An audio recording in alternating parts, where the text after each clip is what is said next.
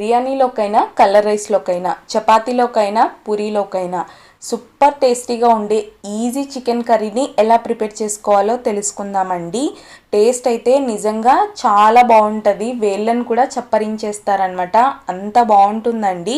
ఎలా ప్రిపేర్ చేసుకోవాలో తెలుసుకుందాం. ముందుగా ఒక 1/2 kg చికెన్కి సరిపడా మసాలాలు ప్రిపేర్ చేసుకుందామండి. ఒక మిక్సీ జార్లోకి ఒక 1/2 ఇంచు అల్లాన్ని చెక్కు తీసుకొని చిన్న ముక్కలుగా కట్ చేసుకొని వేసుకోవాలి.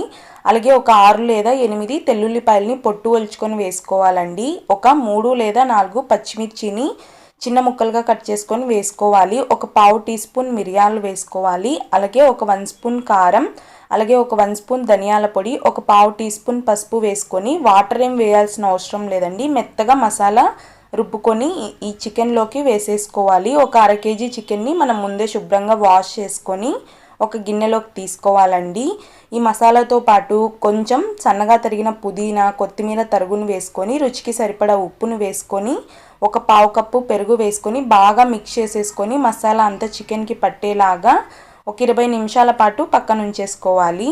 20 నిమిషాల తర్వాత స్టవ్ మీద ఒక ప్యాన్ పెట్టుకొని అందులోకి ఒక 4 టేబుల్ స్పూన్ల ఆయిల్ వేసుకొని, అంటే షాజీరా ఏం వేయాల్సిన అవసరం లేదండి, ఇంకా అది తప్పించి బిర్యానీలో వేసుకొని స్పైసెస్ వేసేసుకొని అందులోకి ఒక 2 పెద్ద ఉల్లిపాయలని ఇలా చిన్న ముక్కలుగా కట్ చేసుకోవాలి.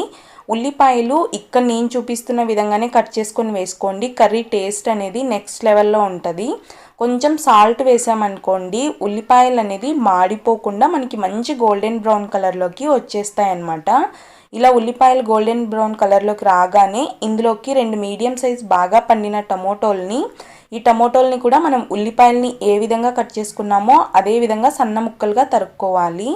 ఇందులో కూడా కొంచెం సాల్ట్ వేస్తే టమోటాలు అనేది మనకి తొందరగానే మెత్తగా అయిపోతాయండి. కావాలంటే మనం ప్లేట్ పెట్టుకొని మధ్య మధ్యలో ఇలా స్మాష్ చేసుకుంటూ ఫ్రై చేసుకుంటే సరిపోతుంది. ఇలా టమోటాలు సాఫ్ట్ అయిపోగానే ఇందులోకి మనం ముందుగా మ్యారినేట్ చేసి పెట్టుకున్న చికెన్ని వేసేసుకొని బాగా మిక్స్ చేసేసుకొని మూత పెట్టి ఒక 3 లేదా 4 నిమిషాల పాటు హై ఫ్లేమ్లోనే ఉడకనివ్వాలి. అప్పుడు చికెన్లో ఉన్న వాటర్ అంతా బయటికి వచ్చేస్తుంది. చూడండి, ఇప్పుడు అంతా కూడా ఒకసారి బాగా మిక్స్ చేసేసుకొని ఫ్లేమ్ని మీడియం ఫ్లేమ్లోకి పెట్టేసుకొని ఒక 250 ml వాటర్ యాడ్ చేసుకోండి. మీకు కర్రీ కన్సిస్టెన్సీ ఇంకొంచెం జారుగా ఉండాలి అనుకుంటే ఇంకొన్ని వాటర్ అయినా యాడ్ చేసుకోవచ్చు. ఇప్పుడు ఇందులో సాల్ట్ అలాగే కారం సరిపోయిందో లేదో ఒకసారి టేస్ట్ చెక్ చేసుకొని చికెన్ మెత్తగా ఉడికేంత వరకు మధ్య మధ్యలో కదుపుకుంటూ ఉడికించుకోవాలండి. ఒక 10 నిమిషాలకి మనకి చికెన్ అనేది చక్కగా ఉడికిపోతుంది. ఒకసారి మనం చెక్ చేసుకొని ఉడికిందా లేదా అనేసి సన్నగా తరిగిన కొత్తిమీరని పైన గార్నిష్ చేసేసుకొని స్టవ్ ఆఫ్ చేసుకుంటే ఎంతో టేస్టీగా ఉండే ఈ simple and tasty chicken curry ready అండి. టేస్ట్ అయితే చాలా చాలా బాగుంటుంది. మీరు కూడా ట్రై చేసి మీకు ఎలా వచ్చిందో కామెంట్ చేయండి. అలాగే ఛానల్ ఎవరైనా సరే ఇప్పటి వరకు సబ్స్క్రైబ్ చేసుకోకపోతే ప్లీజ్ సబ్స్క్రైబ్ చేసుకొని పక్కనే ఉన్న బెల్ ఐకాన్ క్లిక్ చేయండి. అలాగే ఈ వీడియో మీకు నచ్చినట్లయితే మీ ఫ్రెండ్స్ అండ్ ఫ్యామిలీ మెంబర్స్కి షేర్ చేయండి. వీడియో చూసినందుకు మీకు థ్యాంక్ యూ.